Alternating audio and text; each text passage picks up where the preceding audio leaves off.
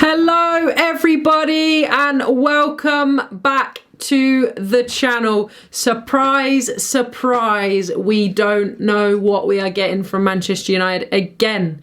Manchester United play Wolves away from home this evening and we have beat them 4-1. We need to dive into this because I feel like this game alone was probably the up and down of our season so far.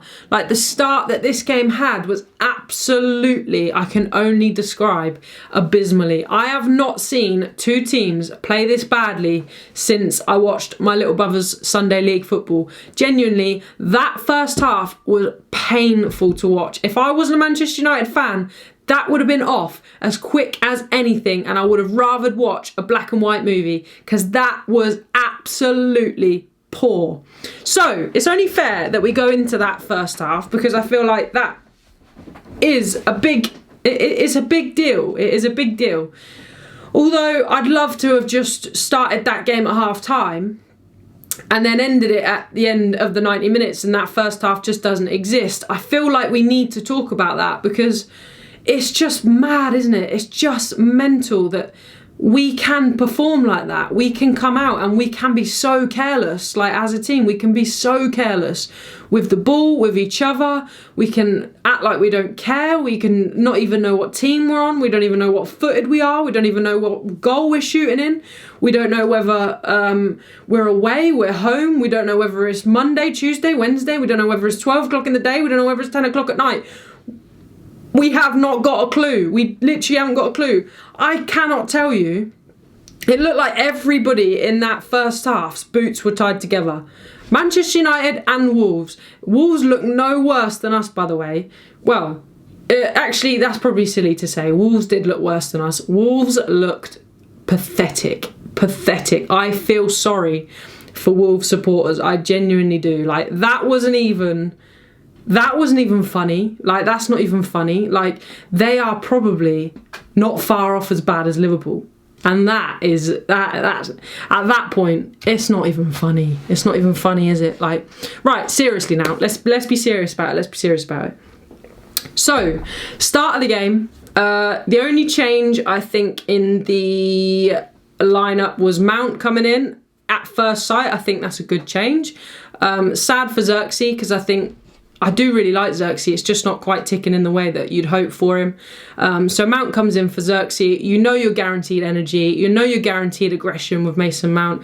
Absolute Casper in the first half. Absolute ghost in the first half. I was actually scared of every time he appeared on my screen because he was such a ghost. But he's not the only one. He's genuinely not the only one. And he had a massive, massive redemption. Massive redemption for Mason Mount, which I'm buzzing about.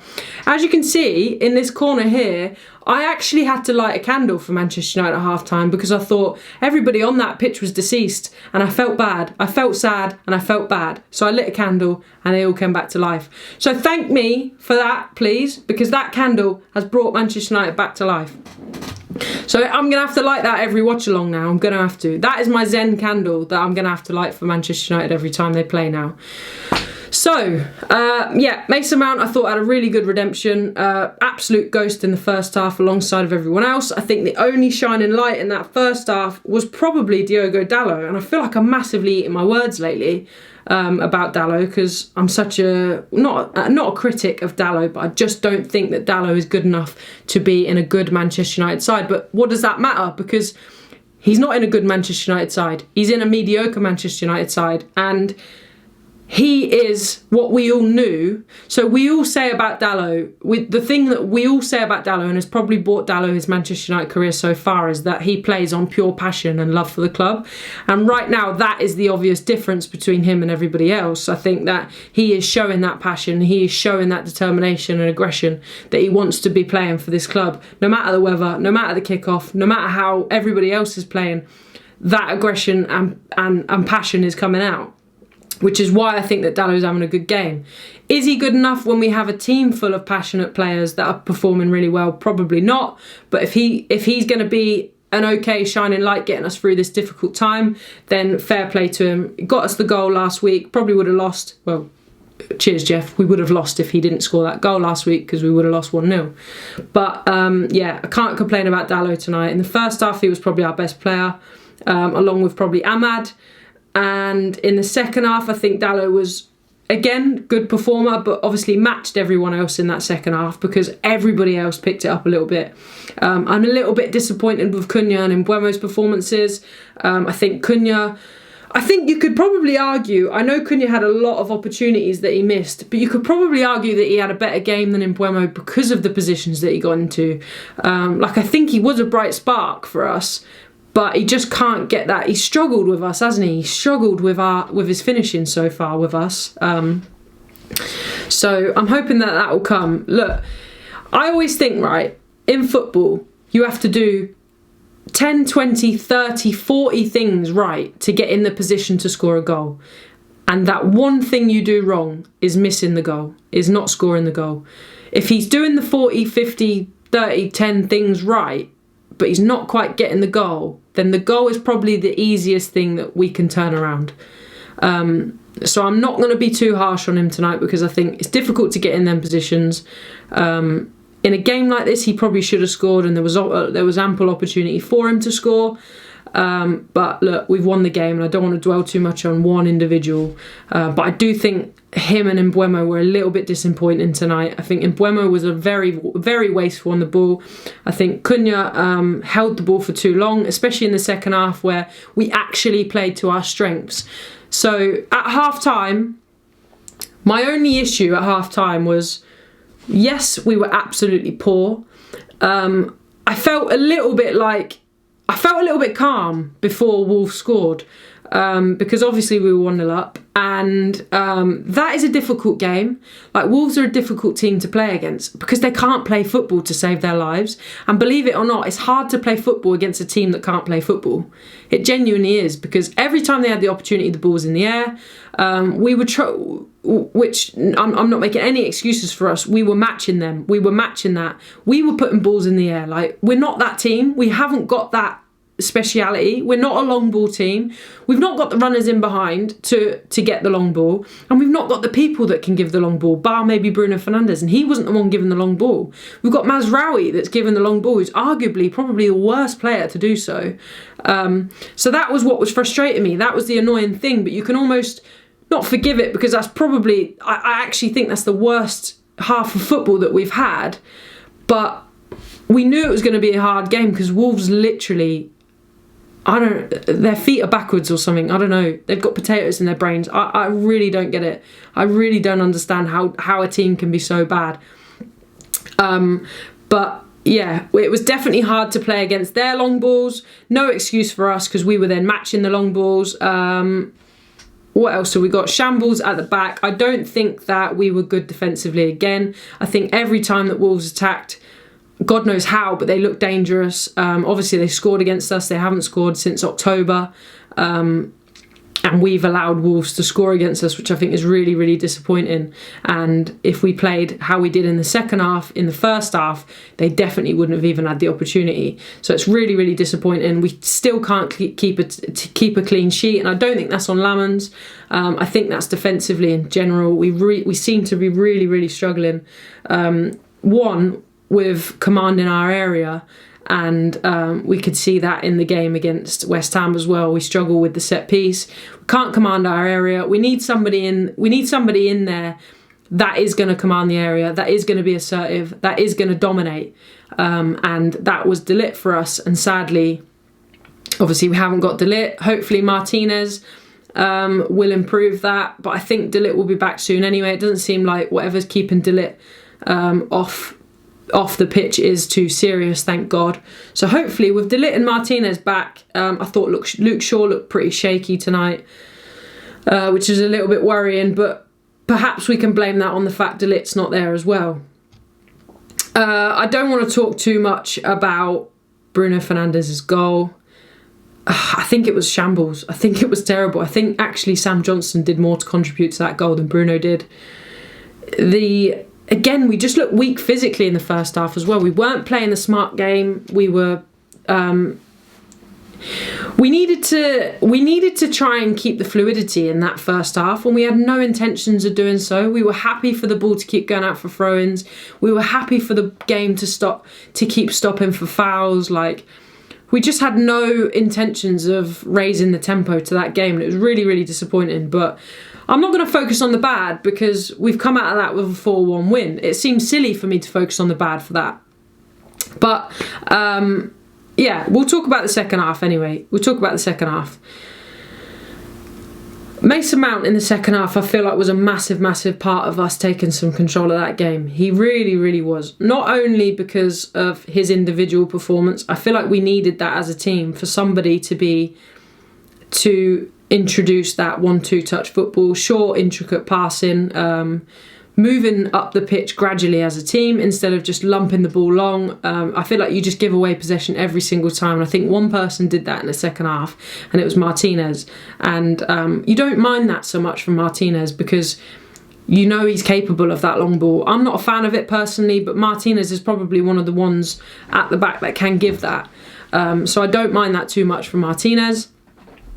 Bruno Fernandes, I thought, had a really, really good half. Obviously, 2 goals and an assist for Bruno Fernandes. Obviously, one being a penalty, and the second goal being that scrappy first half goal. But look, a goal's a goal. They all contribute to us winning the game. I thought Bruno Fernandes was really good in the second half. Again, he was just a bystander in the first half, but he completely turned it around in the second half. And I think we saw glimpses of.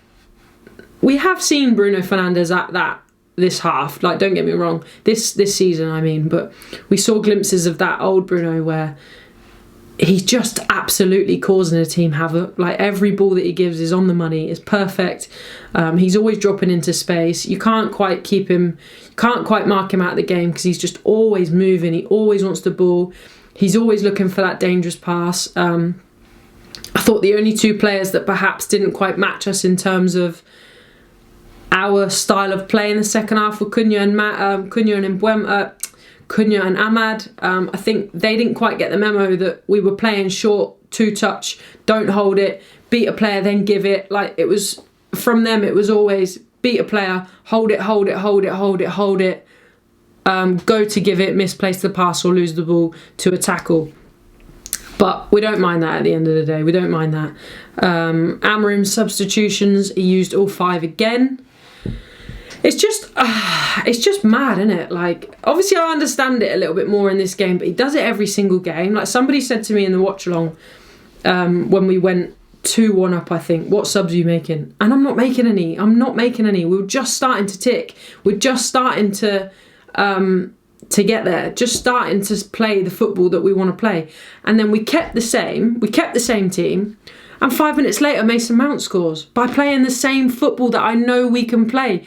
It is so frustrating to watch this team when you know that we are good at carrying the ball up in short phases up the pitch. And we're so good at that. And we play to our strengths and not to the other team's strengths. We're not matching the other team's shit style of play. Like, that's what we're good at. We are really, really good individually. Man for man out there tonight, we're a better team than them, like, literally no question about it. So why are we not using that to our advantage? Why are we lumping the ball long when 1, we're not good at that, and 2, it's easy to defend, and 3, it's just lazy football? And that's not, like, that is not how we play. And the games that we do win, the games that we do dominate, we win and play and score by doing that short football, by doing that where we look after the ball and play the extra pass. We don't need to shoot from 40 yards out. We don't need to beat 5 players. We'll play the extra pass and we'll let the ball do the work for us. That's what we're good at. That is what we're good at, and we don't do it enough. And we don't manage that enough in other games either. Tonight we managed that well. And because of the subs we made. It's because we didn't make that sub and we got that 3-1 win. And we thought, wow, here we are now. 3-1, we've got a cushion. We're controlling the game. We can actually go and score more. We're Manchester United. We can go and score more goals. It's not illegal. We can do it. Like, you can do it. And we did do it. And then we score another goal. And then we can bring on subs. And then the subs look confident. And the players that we've already got on the pitch look confident. And it makes the subs that come on want to keep the ball. And it gives you more to fight for.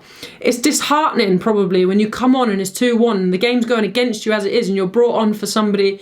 You're brought on, instead of improving the game, you're brought on to try and manage the game. And this is all on you. And Ugarte, if you come... Knowing that Ugarte's not a strong player at all, in my opinion. Throwing Ugarte on in a game like last game against West Ham, where it's a pressure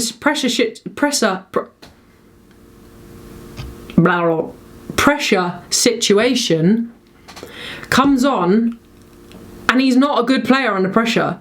Whereas we'll manage the game, we'll do the hard work, you can see it's going our way, we'll play our football, we play to our strengths, we grab another goal, then we make the subs. When we don't, we are literally like, unless obviously it's completely different and we're 1 or 2-0 down and you think that there's people that can contribute differently, but we know we can control these games. We know how good we are when we play short football.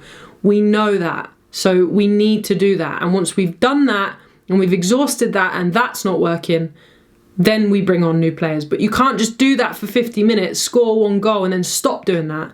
You need to do that for 90 minutes. And that is how we that's not only how we win games, but that's how we build consistency as a team and as a structure, and we get used to that. I feel like we come away from that, we panic and panic stations, and so many subs are brought on and nobody knows what they're doing and it's just literally chaos. But look, 4-1, I am happy with that. We're in 6th place. We're only 6 points off the top of the league. I know that obviously we're not going to win the league. I know that, but we're not far off top 4. Top 4 is still achievable. It just makes it even more frustrating that we can't manage through these previous games. But there's no point in looking at the past. We can only look at the future. I just wanted to reiterate, obviously, that I thought Dallo had a really good game. We obviously played to each other's strengths in the second half. What does this mean for AMORIM?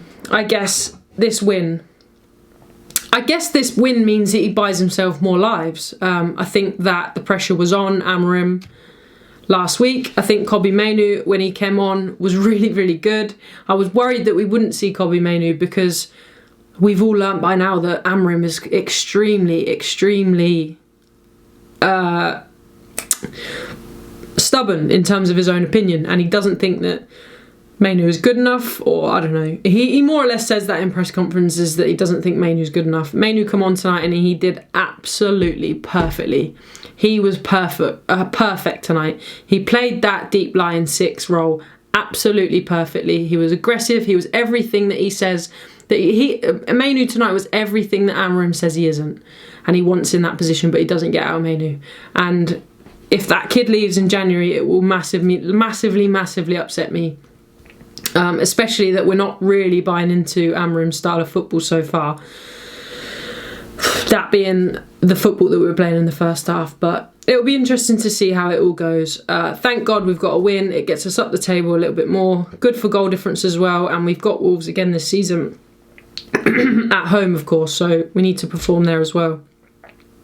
But yeah, thank you guys for watching. I enjoyed that game. I enjoyed the watch along. Oh, well, I enjoyed the second half of that game. I really enjoyed the watch along.